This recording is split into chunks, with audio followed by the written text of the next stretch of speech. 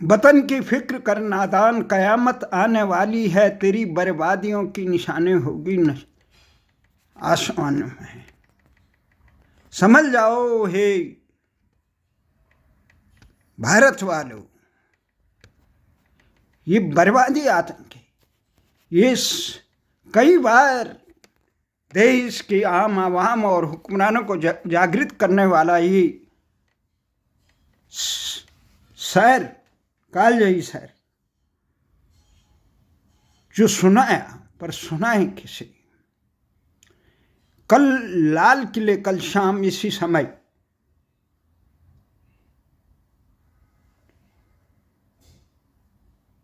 लाल किले के समीप,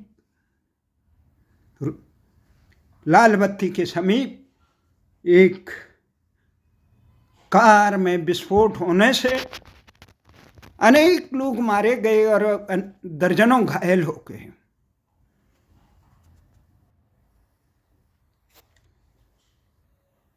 और ये कार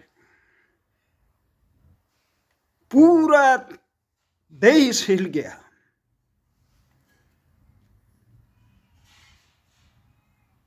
लोग पहले इसे हल्के में ले रहे थे कि शायद ऐसे ही सिलेंडर फट गया हो, परंतु जब इसके तार जुड़े उस कार से, वो कार किसी सलमान की थी, सलमान से कईयों पे बिकी और बिकते बिकते वो पुलवामा के उमर मोहम्मद के आसपास घूम गया। और इस कार को के जब जांच की गई तो उमर मोहम्मद जो डॉक्टर हैं और फरीदाबाद में कार्यरत हैं, एक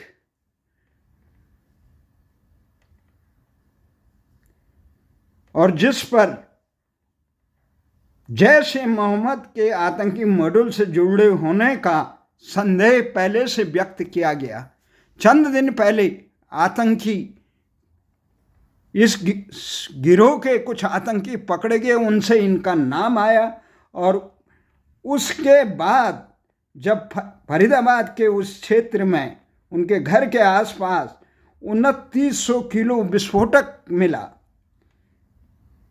कई हथियार बरामद हुए, तो सुरक्षा एजेंसियों के कान खड़े हो गए।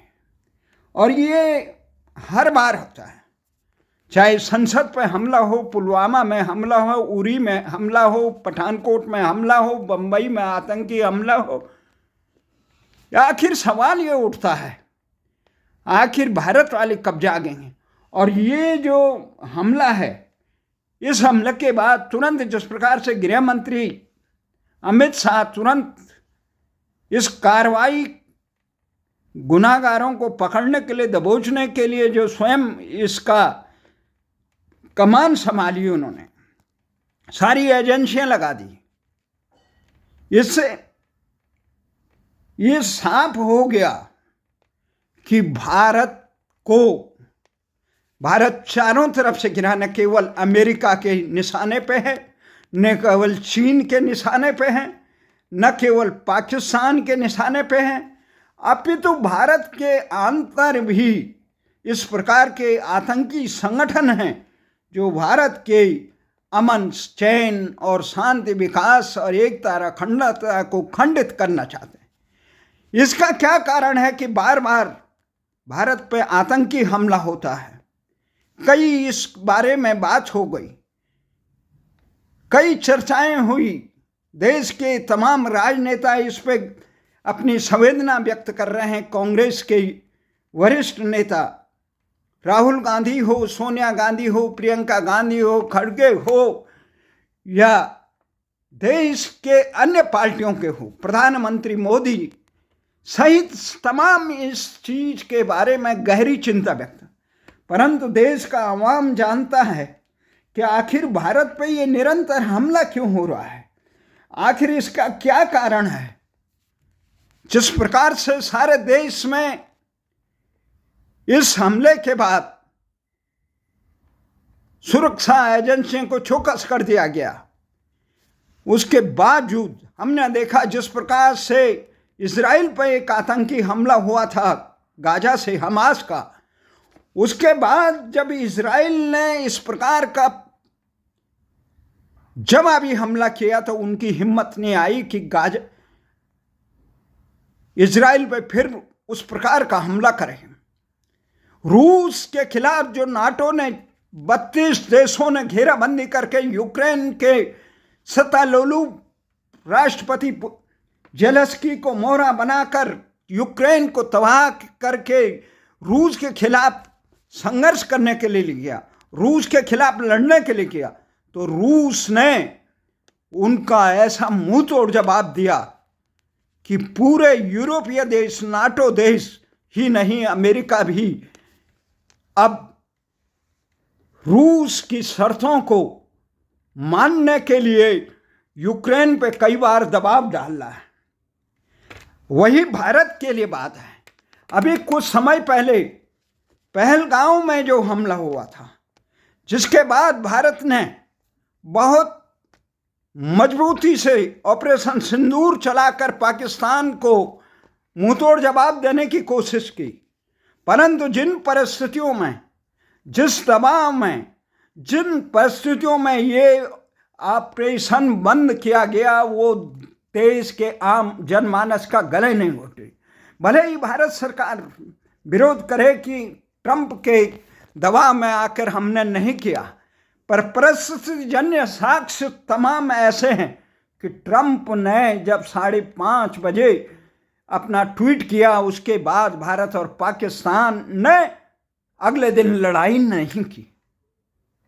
अब भारत हो या पाकिस्तान, वो अपना के नेतृत्व, अपना बचाव के जो 24 तर्क दें, परंतु लोगों का गले नहीं उतर रहा है। जब भारत की सेनाएं बहुत बहादुरी से पाकिस्तान को मुंह तोड़ जवाब दे रही थी, तो आतंक का समूल नाश किए बिना जिस प्रकार से इजराइल ने हमास का नाश किया, हिजबुल्लाह का नाश किया, हूती का नाश किया, उस प्रकार भारत ने पाकिस्तान स्थित आतंक के तमाम सरगना, जैसे मोहम्मद का हो या हाजिब सईद हो या अन्य भारत के सबसे कुख्यात आतंकी वहाँ पे रह रहे, उनका सफाया क्यों नहीं किया? क्यों भारत के खिलाफ जहर उगलने वाले पाकिस्तानी सेना और उनके संस्थानों को तबाह नहीं किया? जब तक भारत इन संस्थानों को तबाह नहीं करेगा, वो नाना प्रकार के आतंकी रक्त बीज, चाहे कश्मीर की तरफ से हो या भारत के अन्य अंदरूनी हिस्से में हो, वो बम्बई, अगर भारत ने बम्बई हमले के बाद, संसद पर हमले के बाद, पठानकोट पर हमले के बाद और पहलगांव पे हमले के बाद, उरी, पठानकोट, पुलवामा के हमले के बाद इजराइल की तर्ज पर मुंह तोड़ जवाब देकर पाकिस्तान का छिन्न भिन्न कर दिया होता तो आज हिम्मत नहीं होती। इसका मूल कारण है हम आधे अधूरे मन से देश की अस्मिता, देश की सुरक्षा के लिए कदम उठा रहे हैं। हम मजबूती से, चाहे अमेरिका दबाव डाले या कोई डाले, हमें 1977 के आसपास के समय की तरह अमेरिका या अन्य तमाम दबाव, नाटो देशों के दबाव को दरकिनारे करके पाकिस्तान के बर्बरतापूर्वक टुकड़े कर देने चाहिए थे। परंतु भारत सरकार शत्रु से इस प्रकार की आधी अधूरी लड़ाई आत्महत्या के समान होती है और उसका परिणाम भारत ने कई बार होगा। आज ये देश के लिए एक बहुत खतरनाक बात है कि जिस प्रकार से लाल किले पे एक हमला हुआ और फरीदाबाद में जो इतना जबरदस्त विस्फोटक मिले और जिसका चयन केवल गरीब आम तबके के अनपढ़ आदमी ही नहीं, बहुत उच्च शिक्षक, चिकित्सक जैसे लोग इस आतंकी संगठन से जुड़े हुए हैं, वो अपने आप को आत्मघाती कर रहे हैं। इसका मूल कारण एक ही है कि भारत सरकारों ने जो भी सत्तासीन रहे 1947 के बाद, उन परिस्थितियों को, उस विचार को जमींदोज करने का पहला काम जो किया जाना चाहिए था देश की सुरक्षा के लिए, कि देश का विभाजन करने वाली ताकतों को सर ने उठाना चाहिए था। आज भी ऐसा ही माहौल है। लोग वंदे मातरम कहने के लिए तैयार नहीं है। जो लोग किसी व्यक्ति की है, किसी पार्टी के जय जयकार करते हैं, किसी के नेता के दर पे नाक रगड़ते हैं, वो कहते हैं हम देश की वंदे मातरम नहीं कहेंगे। जिस देश अन्न जहाँ का हमने खाया, वस्त्र जहाँ के हमने पहने, जो इतनी सुरक्षा देता है, जो इतना अवसर देता है, जो इतना सम्मान देता है, उस देश के प्रति कृतज्ञ कोई हमारा सम्मान करने के लिए नहीं। तो आज जहाँ आतंकी